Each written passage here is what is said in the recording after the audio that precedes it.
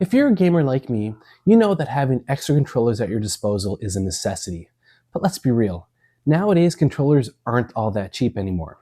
Most of them will run you on average $80 to even $90 now, so naturally, we try and look for cheaper alternatives, most of which are not very good. This is where the 8BitDo Pro 2 controller comes in, a cheaper alternative that's widely compatible and boasts a 4.5-star rating on Amazon. Is it actually any good though? Well, let's check it out.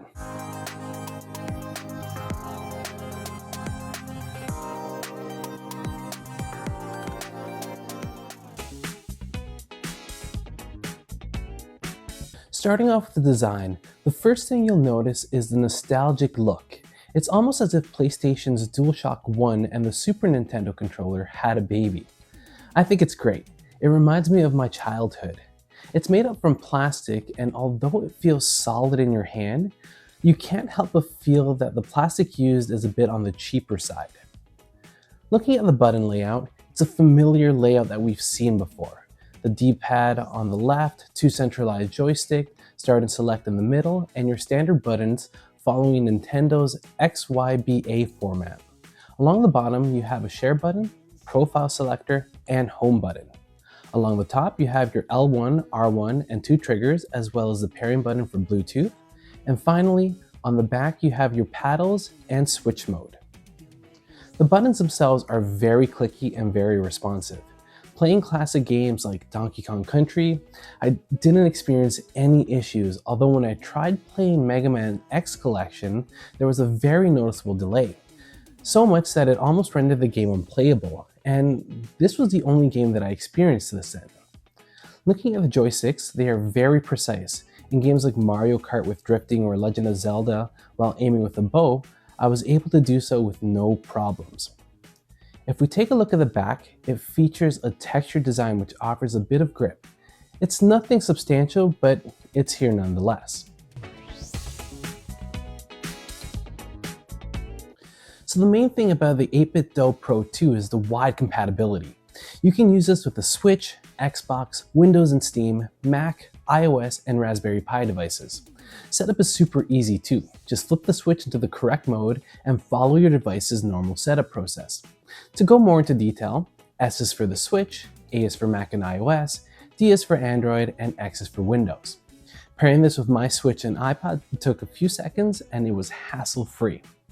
Continuing along, we have the two paddles on the back which are reminiscent of the SCUF controllers, and if you've never used a controller with paddles before, let me tell you, depending on the game, they can be very handy. If you don't know what they are, they're just buttons on the back that give a little extra control, preventing you from taking your thumbs off the joystick. Keep in mind that they are quite easy to press. I found myself actually pressing them accidentally when I was playing some Mario Kart. Thankfully, by default, they have no function when you first take them out of the box.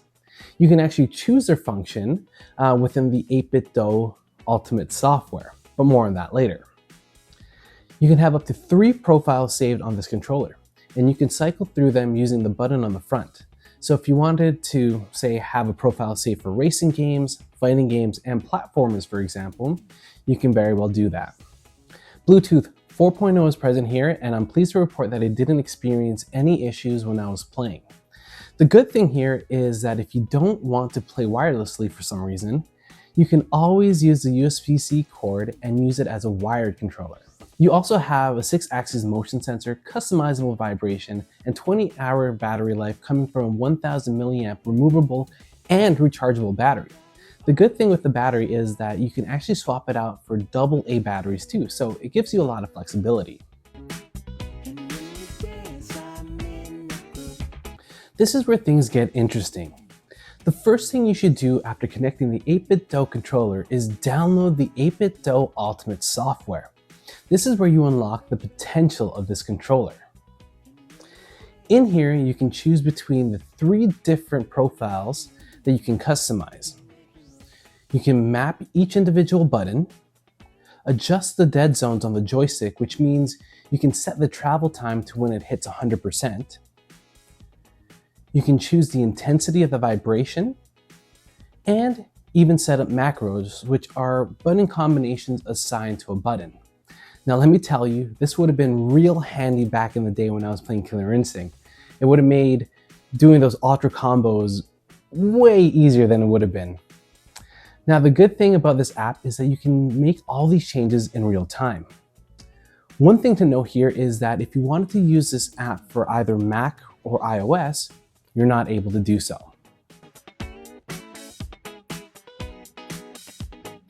So as mentioned before, I've used this controller on both my Switch and on my iPad. On my Switch, I played games like Super Mario Bros., Mario Kart, and Breath of the Wild, just to name a few. Meanwhile, on my iPad, I played Genshin Impact. Honestly, on my Switch, I didn't have any issues with this controller. The buttons were always responsive, I never experienced any delays.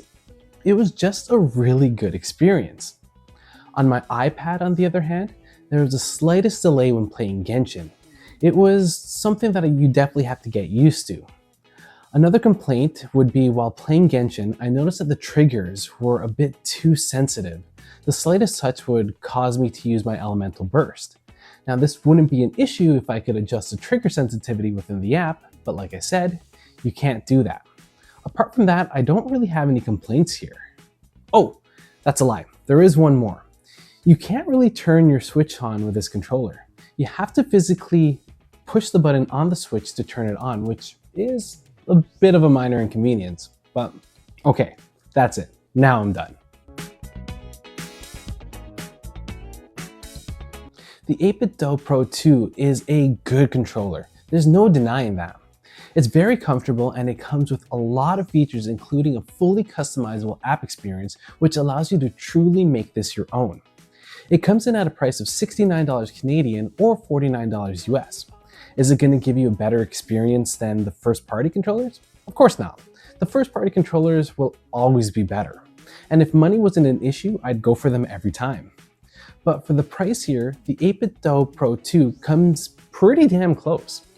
For me, I was looking for a controller to mainly use on my iPad so I can play Genshin Impact while traveling.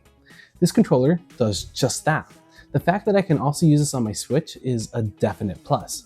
All I need now is for this to be compatible with my PS5 and I'm golden.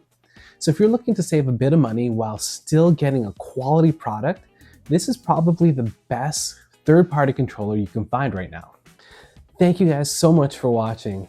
I do want to take the opportunity and apologize because I know I kept you guys waiting for this video a little bit longer than what we're accustomed to.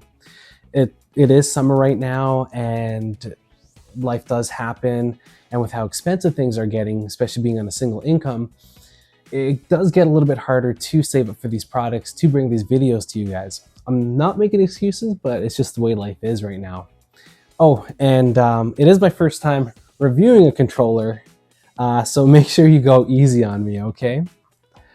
So if you happen to like this video, go ahead and slap that like button and let me know your thoughts in the comment box down below.